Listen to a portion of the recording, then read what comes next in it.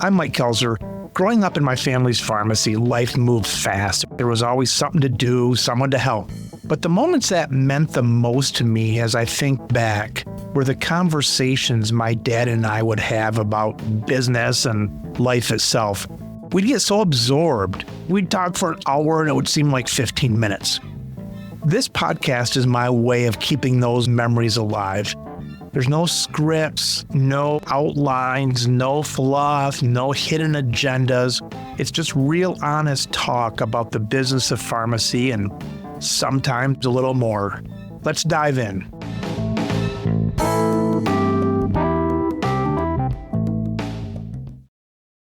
Theo, introduce yourself to our listeners.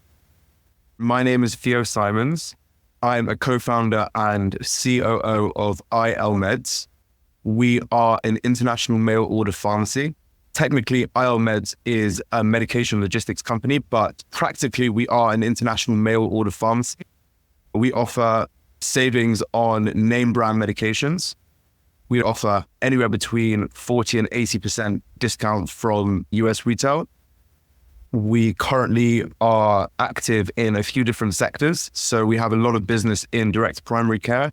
What that means is we essentially partner with direct primary care physicians, clinics for different ailments, and they refer their patients to us to afford them the opportunity at purchasing name brand medications at a much cheaper rate than is currently available in the States. All right. So Theo, when you reached out to me, my first thought was international brand name drugs. So that's got to be tricky. And I thought, not only tricky, but how do they do that? How do they legally do that? And then I thought to myself, this goes back to the old days of other countries bringing in brand name drugs and trying to undercut pharmacies and all that. Well, then 3 or 4 years ago, I stopped carrying brand name in my pharmacy because the PBMs, are you familiar with PBMs?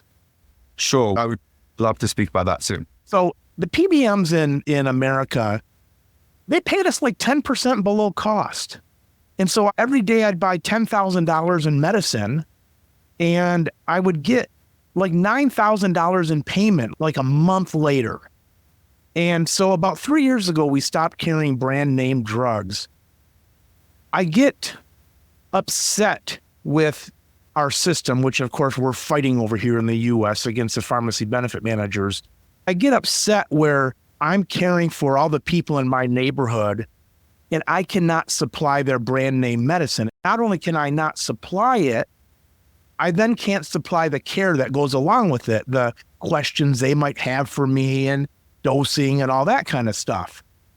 Well, screw it. I said, if I can't do it, I'm going to bring Theo on here and at least see what he has to say. But I warned you. I said, now, Theo, we're in the US here, a lot of rules, a lot of state laws and all that stuff. So I said, I'm going to play a lot of devil's advocate on you.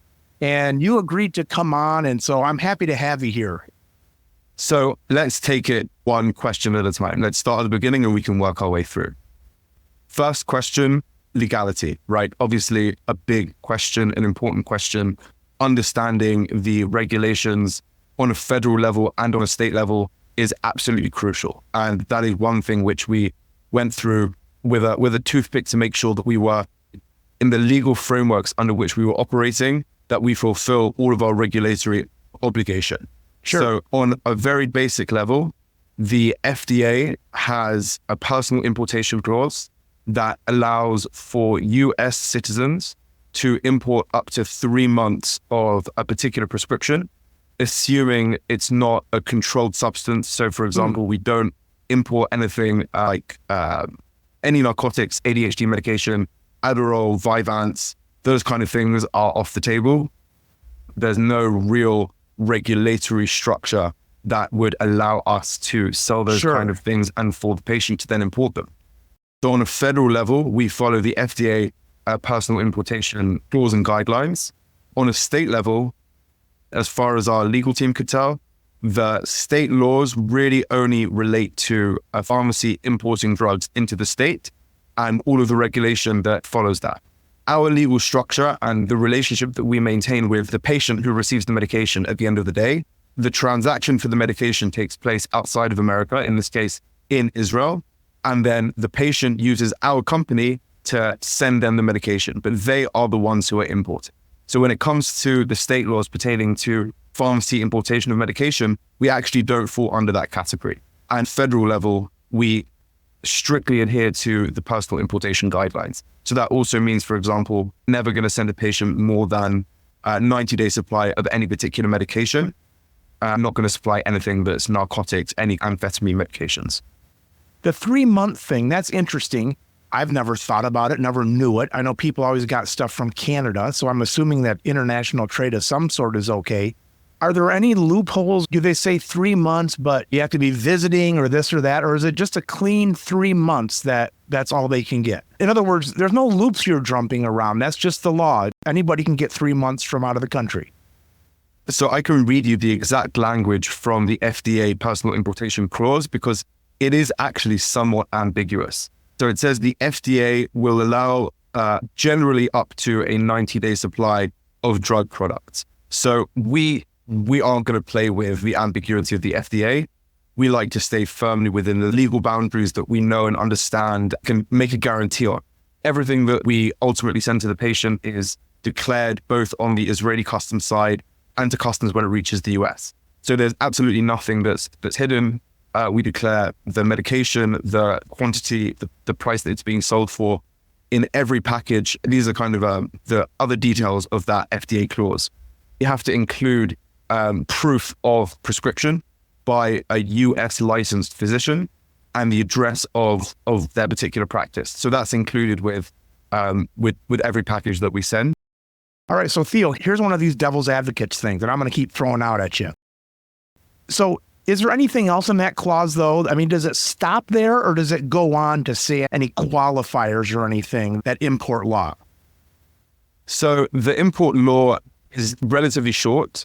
It's really only about 2 or 3 paragraphs, and then it moves on to foreign nationals and kind of other categories. But when it comes to US nationals, it gives 2 categories for drugs that they're able to import.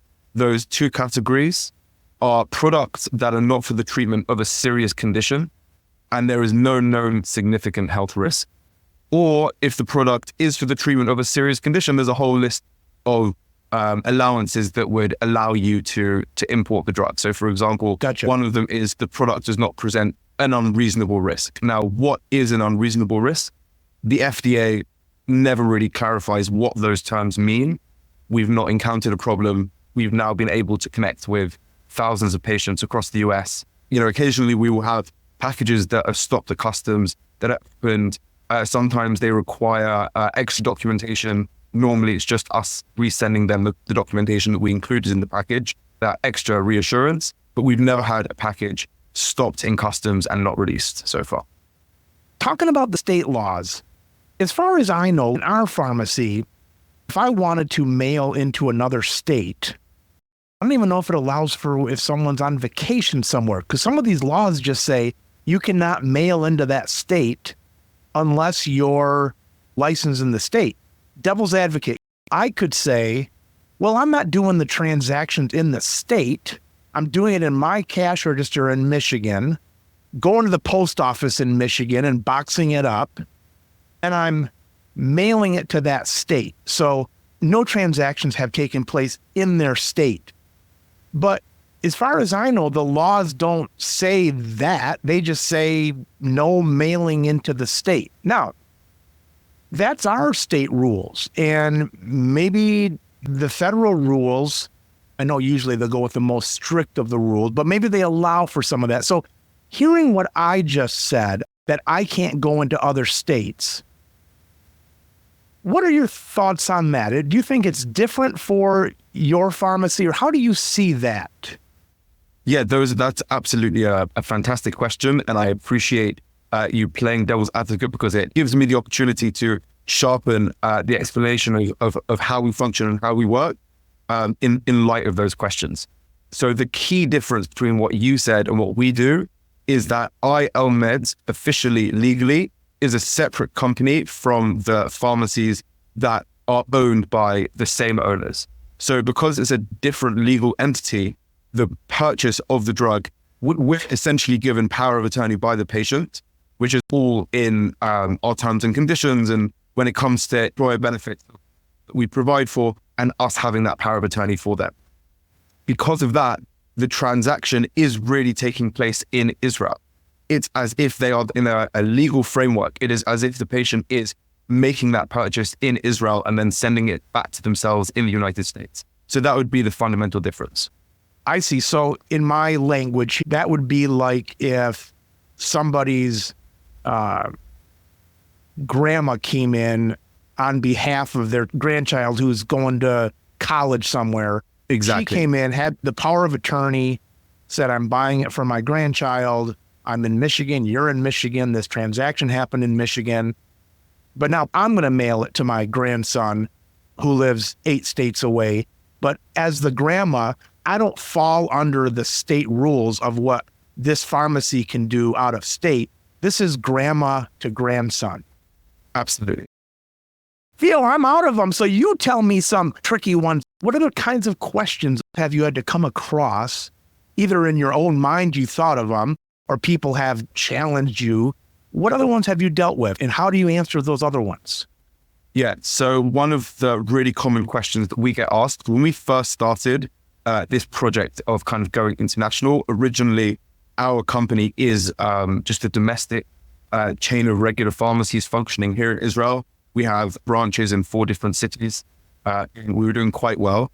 And we saw this huge disparity in the pricing of specifically obesity medication. So, you know, the Ozempics, Wegovy, Rybelsus, the GLP-1s, the name brand medications. And I'm sure you're familiar that the compounding is somewhat of a wild west in the States when it comes to obesity medication. The patent on semaglutide from Novo Nordisk isn't up yet. Only up at the, in mid 2026. The source of the semaglutide is not always clear. The most commonly asked was, how are you able to source the drug for such a significant discount? And is it compounded? That was always, the first 2 questions. And so I would like to give a couple of reasons why the price disparity exists, and then why there's really no reason to be concerned when it comes to drugs coming from Israel. So first, we'll delve into the regulatory nitty-gritty. So essentially, in most of the developed world, you have regulatory bodies that will barter with pharmaceutical companies and determine how much they value the new drug they're bringing to market.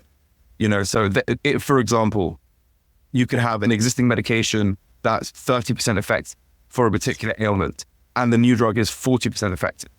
And so this particular governmental body will turn to the pharmaceutical company and say, what you're bringing to the table increases the effectiveness of treating this illness by 10%. And this is how much we're willing to pay for that increase in effectiveness. And 99 times out of 100, it's valuable for the pharmaceutical company to open up a new market, go into a new country and sell their product there. In the United States, no such regulatory body exists. There's really no regulation at all for the price of new drugs coming to market. And ultimately, there's kind of an interesting relationship between the United States and the rest of the world, in that facilitates the cheaper price in the rest of the world is that it's so expensive in the United States. But that's really the crux of why there's such a price disparity. And if I can move on to my second question about compounded. So in Israel, the health ministry is exceptionally stringent on everything. They love regulation, really.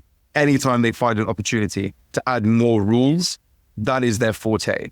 When it comes to compounding, you are not allowed to compound a drug that is currently available on the market. So in Israel, we thankfully don't suffer from the same obesity epidemic that's taking place in the United States. And we've really not experienced shortages of these GLP-1s, the name brand GLP-1s that have either been hard to find in the States, or when they are available, they're extortionately expensive. So we really have no opportunity, even if we wanted to, but for the legal swamps that a person would be wading through to deal with compounding a drug where the patent is still active. It's not something that we're interested in doing, and the regulation just doesn't allow us to. So for those two reasons, in addition to being a TAA compliant country and a tier 1 country, we're able to ensure good manufacturing standards that are maintained by the EU. Any drug that is released in Israel has already been released in America and FDA approved. So for technical reasons, we can't say drugs produced outside of the States are FDA approved, just because it's a regulatory body that only deals with the United States. But any drug that reaches Israel has already gone through that process of all the different stage trials that a drug has to get through in order to get that stamp of approval by the FDA. So the argument there is that we're giving you a brand name medicine at the same price as Joe's Pharmacy is compounding a generic for. And hopefully Joe's is a good pharmacy, but there's always a chance of counterfeit drugs anywhere. But in general, you can say, look, here's the brand name from the manufacturer, or you can get it from Joe's. And now you can choose. And some people might say, I want it from Joe's, but some people might say, I want that name brand drug that came from the manufacturer. And you're able to do that then at, let's say, a similar price as the compounded drug. Yeah, so that's actually, I think, pretty spot on in many, many cases, particularly when it comes to the obesity medications that we carry. Our price for name brand is close to, if not the same as, sometimes cheaper than what some companies are selling the compounded version for in the United States. I have a difficult time wrapping my head around that, but that's just, that's what we're able to offer. Another question, we've recently expanded into employee benefits just because one of our founding values, one of our core values is transparency. We have no problem sharing our profit margins. We have no problem sharing what the costs are in Israel. All of that information is readily available. And we saw so much opaqueness in the benefits markets. And, we've been lucky enough to be connected with some really wonderful people, some needles in a haystack that seems like bad actors, of people who really care about providing value and returning care to healthcare. It sounds cliche and it sounds cheesy, but ultimately that's what it feels like. It feels like we're able to provide a service that otherwise people either may not be accessing the medication, or they might be paying 3, 4, 5 times as much. One of the questions that we've had to deal with is just really finding what the markup for our company is, particularly when it comes to pass-through PBMs or brokers who are interested in having that transparency up front. So for full disclosure, our markup as a company for ILMEDS, when we function through employee benefits, is between 10 and 20%. It never goes above 20. Sometimes it goes below 10.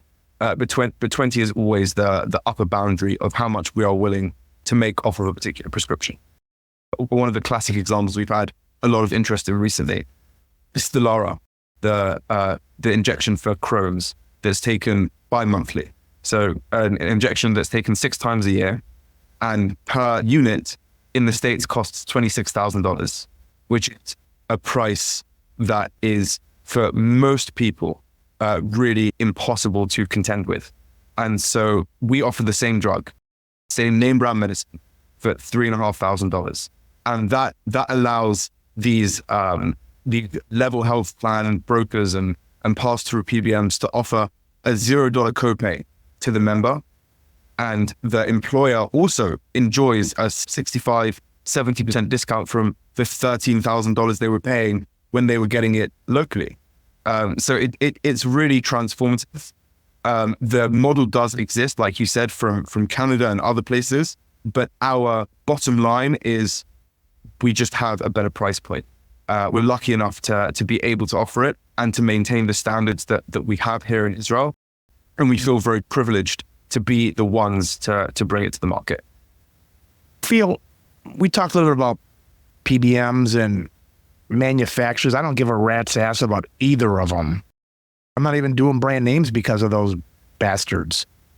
With that said, how do the manufacturers feel about someone like you? Do they get upset because now Sally Joe, living in the US, dumping $500 into the system and the manufacturer making a decent cut of that.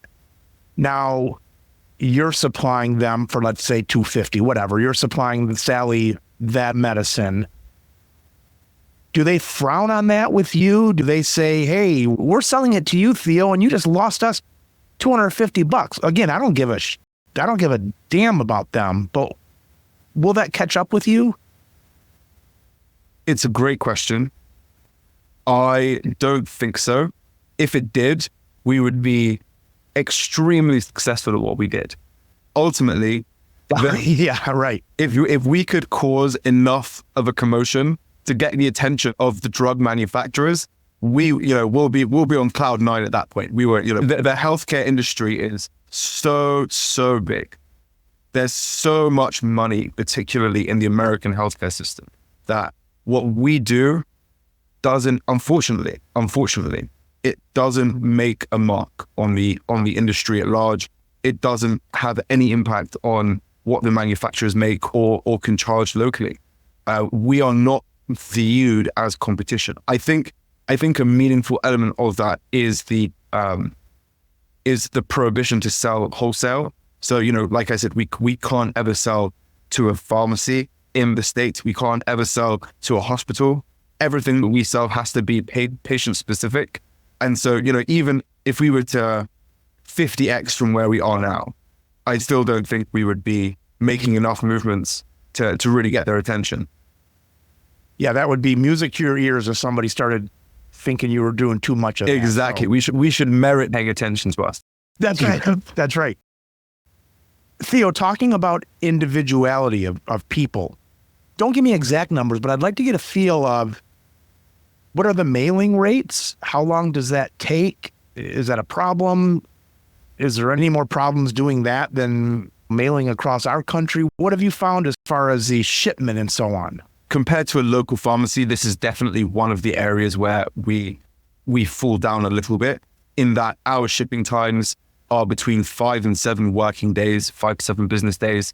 So we normally tell clients around a week from the time of dispatch. We've found in our own data that shipments that are dispatched on certain days are faster than others. So we stopped dispatching on Thursdays just because we found that the packages that we would send would leave the country on the Sunday night flight anyway, and we had to pick up on Sunday. And when it comes to drugs like Ozempic or Wegovy, or anything really that requires refrigeration, that we send on ice packs in insulated packaging, we prefer to have as short transit time as we can achieve. And sometimes that's 4 days from dispatch, sometimes that's 8 days from dispatch, but generally it's around a week. The only time where we do have some upset is if, for example, a patient places an order immediately after the last dispatch we have of the week on a Wednesday. It means they're waiting until the Sunday for the order to be dispatched. So there's going to be that added time where they're really just waiting.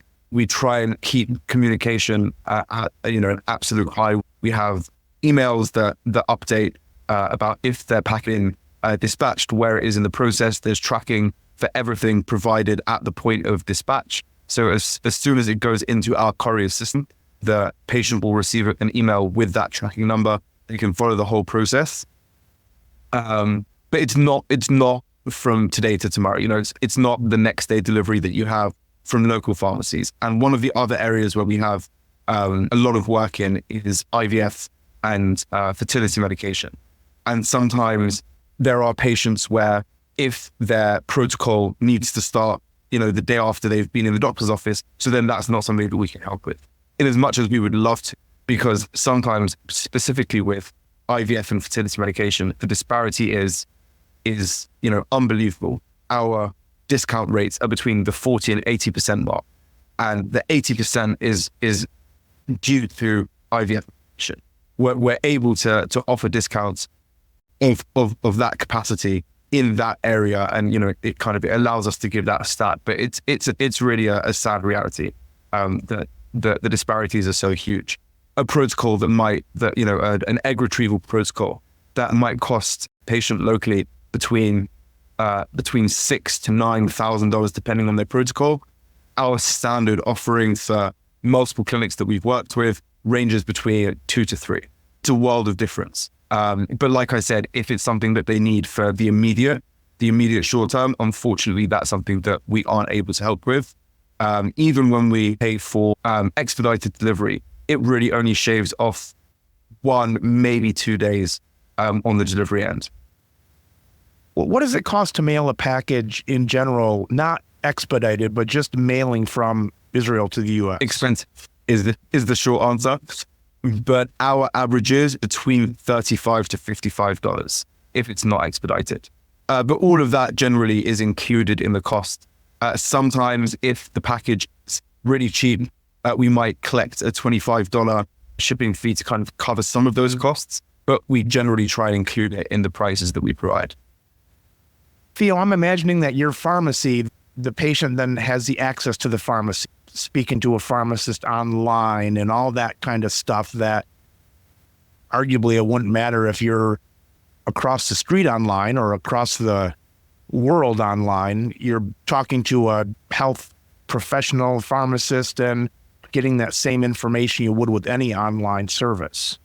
Yeah, we take the service that we provide very seriously, and the clinical staff that we have even more so.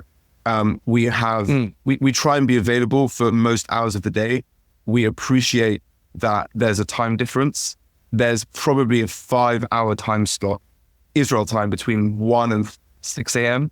where we're unavailable, but really from 6 in the morning through to 1 a.m. the following day, we try and have slots available for free consultation, which they can have with any of our pharmacists. Generally, it tends to be with our head pharmacist who should be joining us soon. And that's something that we offer and advertise, and that's an essential part of pharmacy. You know, I would be very suspicious of any online establishment that doesn't have that as an offered service, just because if you can't speak to a clinical professional when you're purchasing your medication, that's cause for concern. 20 years ago, when you started hearing about mail order pharmacy, a pharmacist would say, well, you're not going to get the service you do face to face and they don't care and all this kind of stuff. Well, nowadays, with all the cuts and the struggles that pharmacies have, say you and I were a pharmacist patient, pick which one of us is which. I'd rather sit online with you right now in the privacy of my home, talking to you with undivided attention, than I would going into a busy pharmacy where the pharmacist is pulled every different direction and they don't have time for you. The business isn't set up correctly to make that happen. There's no privacy. Pharmacist is nodding after everything you say just to get you out the door. And so times have changed with technology between video conferencing and being face-to-face. I think you touch on a really, really important point.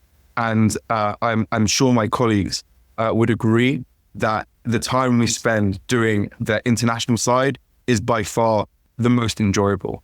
Ultimately, a pharmacy, like you said, a walk-in pharmacy is not designed for privacy.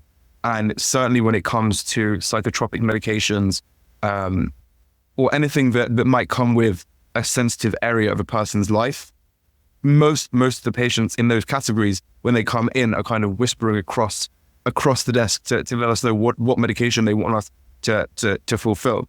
And the privacy aspect is really, I think, unmatched.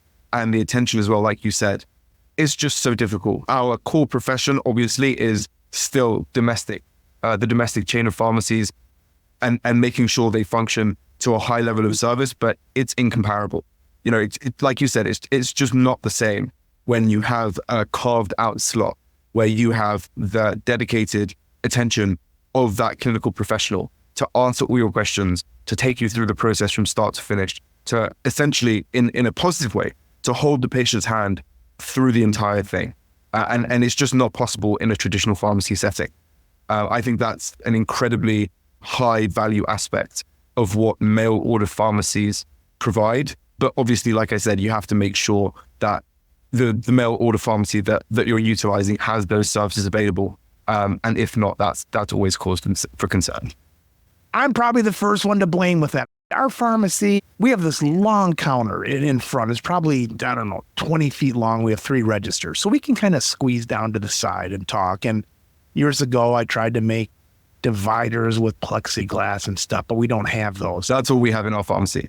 We have an area in our pharmacy where I can go, I guess it'd be the office, kind of a patient office it could be. But I'd fight like hell not to go in there with somebody. When somebody says, can I talk to you in your office? I'm like, that's not an office, That's a broom closet. I fight like hell to go in there because I got to sit down with Mrs. Smith for 20 minutes and she's going to put her purse down and she's going to sit down. And so I'll fight like hell to not sit down with her. I'm to blame in this. I'm to blame. So full circle to when we started the conversation, these PBMs / manufacturers, whoever's to blame, we can't sell brand names. Would rather send them to you than to force them to go to the vertically integrated mail order system of the company that does not allow me to go face to face with them. 1, kind of piss on them, but 2, I won't believe they would give good service. I mean, they don't give a damn about us, so why would they give a damn about the customer? So all that talk about keep it in the country, the face-to-face, that's baloney because we're being forced out of that.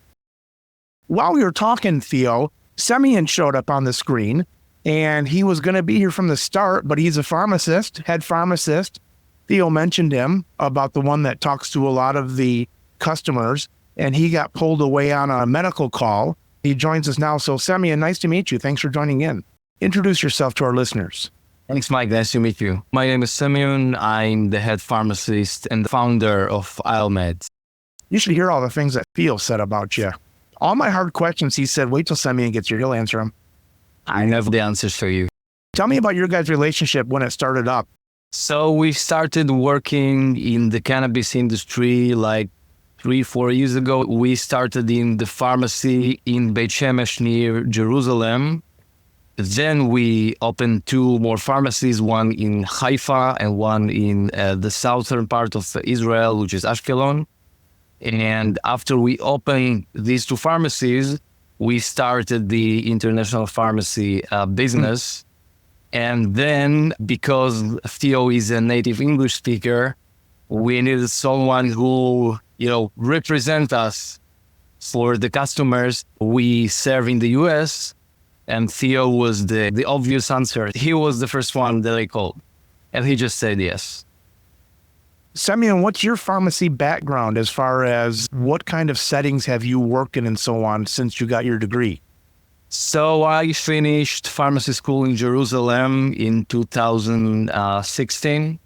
And then I worked at a big pharmacy chain. After 2-3 years in the pharmacy chain, I went to law school and studied law. I studied patents and was like a patent agent in Israel for like 2 years. And after that, we had the opportunity to open the cannabis business here in Israel when they had like a big reform here from cannabis being only on the farms, and then the patient just go straight to the farm and took the cannabis from there. Then they took it to the pharmacies, and then patients come to the pharmacy and take cannabis from here, from the pharmacy. Pretty much similar to the states here. A lot of the states here have made it legal. Is it legal over in your parts yet? Non-medical? No, it's not legal. It's still a controlled substance, and you can only get it legally from a pharmacy. A major difference between the States and Israel is that in the States you have specially dedicated dispensaries, right, for cannabis. Where in Israel, it all runs through regular, run-of-the-mill pharmacies. Regular pharmacies. In the States, it's not necessarily legal. The feds still have it as a controlled substance. It might have went from 1 to 3 last year. But anyway, right. The states, like in Michigan, it's legal in Michigan.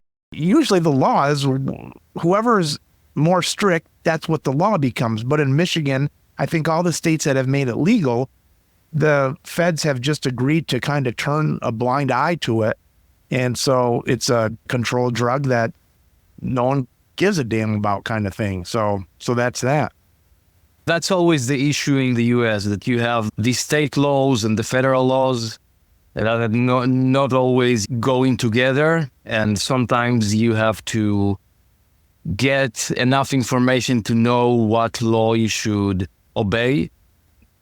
And that's the same thing here when we ship medicines to the US. We should obey the federal laws and sometimes the state laws. Semion, you mentioned a patent attorney. You know who was a patent attorney? Einstein. No, he wasn't a patent attorney. He just worked with patents. That's when he thought of all of his relativity stuff. He might have been too busy if he was an attorney doing it, but he was just a patent officer or something doing it.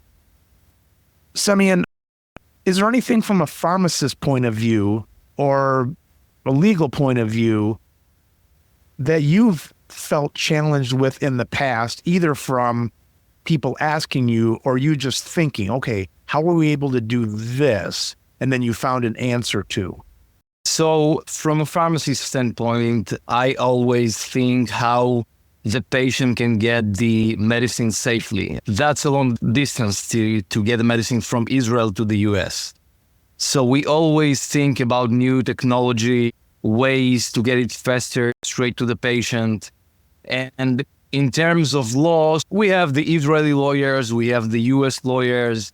That's all fine. But even in the US, you don't have any strict laws that have anything to do with the route from the pharmacy to the patient. You have the laws of how you get the medicine from the manufacturer to the warehouse, from the warehouse to the pharmacy. But when it comes to pharmacy to the patient, you don't have any laws. So then you see PBM pharmacies, big pharmacies that just drop the package in front of the patient's door, even if it's Humira, Ozempic, whatever it is, and it just stays there. So we as, medium or small business always think how we can give better service to the patient. We always find new technologies, new ways to do that in a better way. So let's say we always do the check-ins in the pharmacy. We put data loggers to see that the temperature is controlled and we never go above 25 or 30%.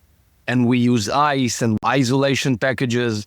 So yeah, that's how we work. We just want the medicine to get safely to the patients. I have a professional acquaintance who was on the show years ago, and her son had a hell of a time getting his medicine from the PBM system and so on. And then they forced her to get it through the mail. And, things would say on there, no excursions past such and such degrees. And she knew that it was sitting in the mail truck, the whole day at 100 degrees or something like that. And so that's interesting that you say that the rules from the pharmacy to the patient are not as strict maybe, or not as... They're not regulated at all. Not regulated. And so I can vouch for that. That's her life's mission right now, is to get some regulation on that. Right. Because here in Israel, we do have regulation from manufacturer to warehouse to pharmacy, and pharmacy to patient. We have a document of almost 40 pages of how you control temperature for every medication, and we have to obey. And again, we are not always successful. Sometimes there are issues, especially with, let's say, Arizona in summer. But even if the patient gets the medicine hot or there is any issues, we do send them a new one or find ways to get the medicine to them better. And nowadays with all the tracking and things, and I imagine there's even, there's temperature things that have RFID radio things. There's all kinds of stuff that you can control for even at bigger distances. Would you rather be doing what I do in Michigan or doing what you do in Israel? In terms of, do you have onerous laws? Do you have things that don't make sense? Do you have the pharmacist benefit managers? Is there such a thing? What is pharmacy like for you as a pharmacy in Israel versus someone like me in the States? So in Israel, we have something that is called HMOs or Kupot Cholim, which are, every patient, every citizen of Israel have to be included in one of the four Kupot Cholim. National health insurance. So this HMO is always negotiating prices with the manufacturer, and then they get the best price. After they get the best price, you get even more discounts if you have a specific indication. So let's say, I don't know, Ozempic is indicated for diabetes, okay? If you are diabetic, you will get it for very low price. If you are not diabetic, you have to take Wegovy, okay, which is of a higher cost. You have like the national insurance that is divided to four big HMOs, and they are the ones who negotiate prices. We pharmacists in the States, we have a boatload of stuff that we can complain about if you let us. Do you think your list is longer or shorter? I'm not talking international. I'm talking as a pharmacy serving your neighborhood. I think we have so many things that we, small details that we could complain about, but ultimately our system is one where we basically never have to turn a patient away because they can't afford their medication. There are so many mechanisms in place to help a patient at the point of care receive the treatment that they need. And there's nothing more valuable than that. It's an aspect of our healthcare system that I am thankful for. Every day that I learn more about the American healthcare system, I literally thank God every single day that we have a system that really, really feels like, not always, sometimes if you go to the emergency room, you might still be waiting a really long time, and you might have to, you might have to pay like a nominal fee when you go there. When I say nominal fee, like it might be $25, $30 for an emergency room visit that could last 10 hours. Could even, if you stay overnight, that's not a $10,000 invoice on the way out when you leave the next morning. So on a broad perspective, I really believe that we have so much to be grateful for, and we're really trying to pass on some of that goodness to places where it seems like it's really needed. The U.S., I could say, well, people can get what they need. It's like, no, they can't, Mike. You just said you're not doing brand names at your store. You just said they had to go to the place that is forcing them away from your pharmacy, and you're making them go to that PBM, vertically integrated. That's not freedom. That's not letting people get what they need. They got to jump through the hoops and the whole rancid system. So that wears. So if I talk about job satisfaction, let's say, of being either a pharmacy owner or pharmacist, that really wears on people. And a lot of it's gaslighting, it's like, yeah, you can get it. No, you can't. I can't do it. And maybe someone else can, but it's so many hoops to go through. And that starts to wear on pharmacists in the U.S. The amount of independent pharmacies that have closed in the United States over the past year, 2 years is astonishing. I'm sure I'm not the one to break the news to you, but I hate to say it, but it looks like the idea, the business model of that local independent pharmacy is slowly drifting either into these major corporations, CVS, Walgreens, the kind of the big and supplying that are supplying pharmaceutical goods, or people moving to alternative options like ourselves. If I speak from a standpoint of a pharmacist or a pharmacy owner, so I think in the US you have this unfair thing that's called reimbursement, that the pharmacy get the drug for $100 and then only get back $50, right? So Here in Israel, it never happens, okay? If you buy a drug for $10, you always get the $10 back, and you get another percentage for the service that you give to the HMOs, okay? So if you a private pharmacy, you are able to have contracts with almost all the HMOs. Then patients, instead of going to the central HMO pharmacy and stand in lines, they can go to a private pharmacy and get the same drug for the same price. The private pharmacy will get reimbursed and also get a percentage for the dispensing fee or something like that. That's not always a big percentage, but at least you get reimbursed fully. This is fun now, Theo. I get to bitch about this the third time. But I was telling Theo, the reason I was happy to talk to you guys is years ago you would say, oh, you know, how dare anybody try to break into the market? I take care of my own neighbors and all this kind of stuff. About 3 years ago, we stopped selling brand names just for the reason you're talking about. We would order $10,000 a night of medicine, and a month later, we'd get $9,000 back. And I'm not talking losing profit. I'm talking actual, we would only get back 90% of our cost. And so in this great system where we're all supposed to pretend like everything's fine and not having any outside sources like yourself, we've been a pharmacy for 80 years on that corner, and I can't sell brand name medicine to my neighbors.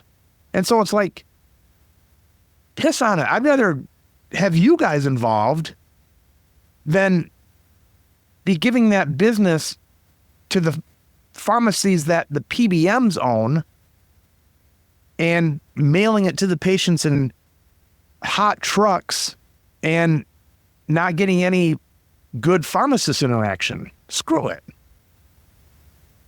So that's what I say. Yeah. We've talked here, and I don't know all the ins and outs of this. Maybe someone would scream, well, you can't, that's not legal. It's like, I don't care. I'm talking the theory behind having a conversation like this, that it's a big world with a lot more open competition now, mainly for the reason we're talking about here, because things don't take 6 weeks to get across the ocean. They take, 0.1 second or something like that.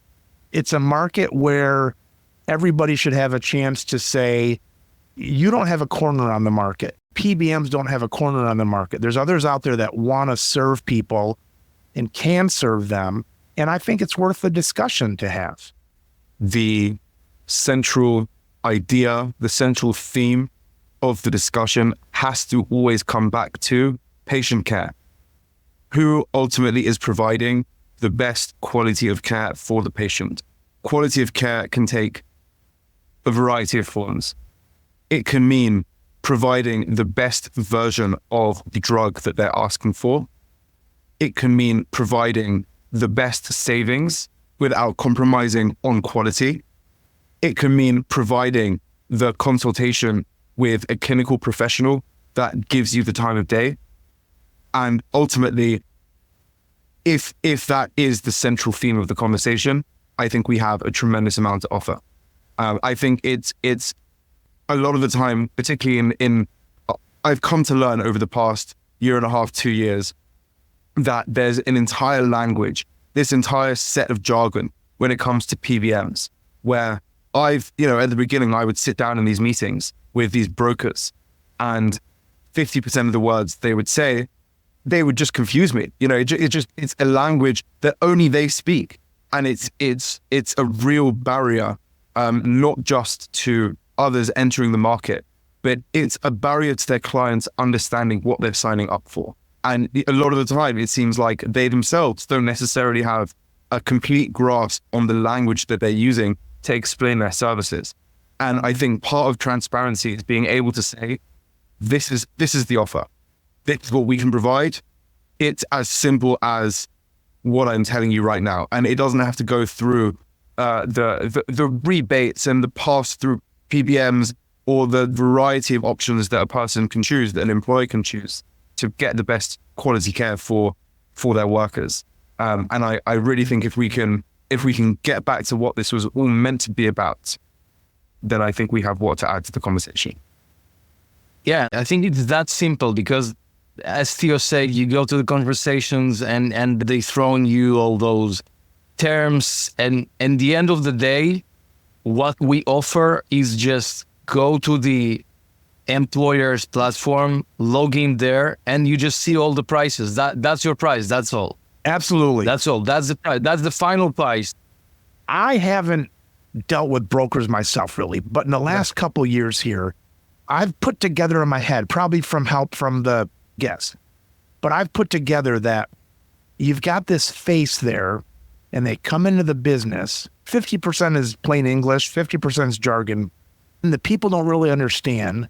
So the brokers take them to lunch, flash them a big smile, and then they say, look, we're getting you X% off of this. It's a good deal. Trust me.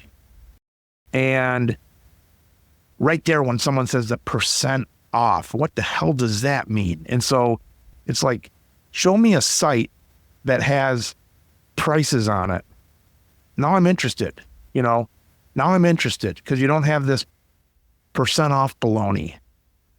I mentioned earlier that one of the areas we have a lot of work to do in is infertility or IVF treatments. And one of the really astounding things that I came across is when we were doing market research, just to understand what our standing was in the market. Where do we fall in pricing? Are we a little bit under? Are we completely undercutting the market? And so I would reach out to local specialty pharmacies, and I would try and, I would try and go on there and say, find the pricing for the medication, and it just isn't there. The only way that you could get a pricing for a particular medication is if you send them an order and ask for a quote. And even then, on basically every specialty pharmacy that we came across, there are conditions saying that the price can change, subject to whatever it might be subject to, that means they can add on or take away where they see fit. And I think the other point that you're bringing up is, so long as it's a game of who can sell it to you for $1 cheaper than the other guy, you're not going to make real change. Like I said, we have a model where we have a base price, and as a company, we add on between 10 and 20%, 20% being that upper boundary, 10% being a soft lower boundary. There are some very, very expensive medications where we just sell it for the price that we have it available to us because it's already incredibly expensive, and there's somewhat of a pull not to abuse the position that we have. But really trying to find prices of medications is such a challenge, particularly when it comes to specialty medication. And I believe that transparency that we offer is something that should not be new. It should not be innovative. And yet that's been one of our biggest selling points, which is like, this is what we set it for. That like Semion said, that's the final price. What you see is what you get. I don't have a wholesaler anymore because I don't do brand names, but we'd have these guys, they'd come in once a month, and we'd play this game with them where I'd pick up the biggest bottle I could find in the pharmacy, the heaviest one, and I'd set it down on the counter, and I would say, Bob, Bob's my sales guy. I'd say, Bob, how much did I pay for that? They would never be able to tell you. Here you're doing millions of dollars with a wholesaler, and you got to play these games of how much percent this or that, and the refund, and well, if you hit this level, it's this or that. And then the wholesalers say, well, we have to play that game because the manufacturers play that game and the PBMs play that game. And so maybe it's not fair to me just to pick on the wholesalers, but it's this whole baloney of discounts and percentages and things like that. It's like my grandma, she used to buy shoes that were like 3 sizes too small and she couldn't even fit in them, but they were on sale, so she saved so much. It's like, how do we get to that where we're not talking prices? I appreciate a company like yours that's putting the price on something. As a message to all healthcare providers across the United States, particularly pharmacy, anyone that's operating something where they're marketing a drug, please publicize your prices. This is not something that we want to keep for ourselves. This is not a standard that we want to be breaking the mold on. We encourage and we would applaud anyone, any company that are brave enough to take that step and just say what they're paying. Be explicit and clear about what it is that you're selling, what it is that they're purchasing, and what that costs. It would make the industry so much better for everyone involved. There's a million different ways to market something, but you think of back in the 50s and things like that, and some people would market the price, this is the lower price. But another company would talk about the fine features and all that kind of stuff. There's different ways to lead with that to the market, the advertising. But the difference there is you could find out within seconds, well, how much is that expensive watch or the expensive liquor, whatever. You led with quality and led with a certain level of sophistication, but the damn prices weren't hidden. But in the healthcare in the US, you can't find anything, even if you tried. And you also have to understand that we are talking about the same product. We're not talking about generic stuff. That's exactly the same product. Maybe the package can be one side English, one side Hebrew, but it's still the same product. People know our prices. We show them the prices for the same product. I think the US market can show their prices for the same product. And I also think that in terms of quality, at the end of the day, when you go to the US and there is a shortage of something, the FDA allows pharmacies to compound medications that are not FDA approved, not because of the package of the medication, but because that's not the brand name, okay? That's not the brand name. No one checked the pharmacokinetics, the pharmacodynamics of that thing. Even if that's the same active ingredient, we still see sublingual semaglutide, sublingual tirzepatide, which no one checked the efficiency of that stuff. And we still see that on the market. And the whole model is approved by the FDA, even if the drug is not approved by the FDA, but such model is approved by the FDA. If people really can get the same brand name medication from other country, from international pharmacy, that's huge because they don't have to use this compounded stuff that no one knows what's inside. Are there any roadblocks that you say, I wish this was different? If those weren't there, maybe we could open up a bottleneck. What bottlenecks do you see in your company, if any? One of the biggest bottlenecks is trust for our company.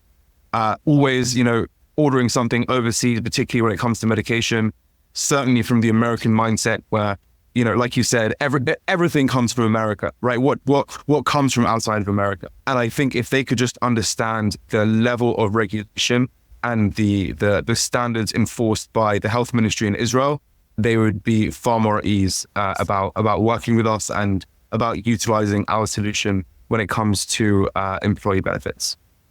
One thing that I think is good in the US system is that you always get the medications first. Okay, so if we have like a new weight loss medications, you will first see it in the US, and only after, half a year, maybe a year, you will see it in other countries. So let's say Mounjaro. Okay, we just got Mounjaro last week. You have Mounjaro in the US like 2 years or something like that, 1-2 years. You get the new technologies first, but you always get the higher prices, and that's the period of time that they have that the manufacturer gains the most of money when it's in the US, and then they get it to the other countries where their profits are much lower. Guys, what's the best way for someone to reach you? Either search my name, Theo Symons, Symons, or my partner Semion, Semion, space Naidis. We'll get back to you as soon as we see the message. Well, golly, guys, thanks for joining us today. And as I said before, I'm not promoting you guys. I don't know what to promote here. I just have conversations and we tell stories and things. But I tell you, 3 years ago, even through today, not able to sell a brand name to a customer that I've been serving for 75 years. And if I can't do it in our system, screw it. I'm at least going to have the conversation. So I appreciate you guys being here. I know you're busy, you got a lot to do. So thanks for your time. It was a pleasure talking to you. Thanks, Mike. It was a real pleasure. It's great to be on the show. Thanks, Mike. It was a pleasure talking to you. You've been listening to the Business of Pharmacy podcast with me, your host, Mike Kelzer. Please subscribe for all future episodes.